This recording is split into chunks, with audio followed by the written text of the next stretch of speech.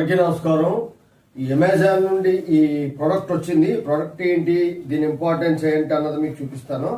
అంటే కొన్ని ప్రొడక్ట్స్ మనకి ఇంట్లో రెగ్యులర్గా ఉపయోగపడే మాత్రం చాలా జాగ్రత్తగానే మనం చూసుకోవాలి అనేటువంటిది. ఇది ఆయిల్ టిన్.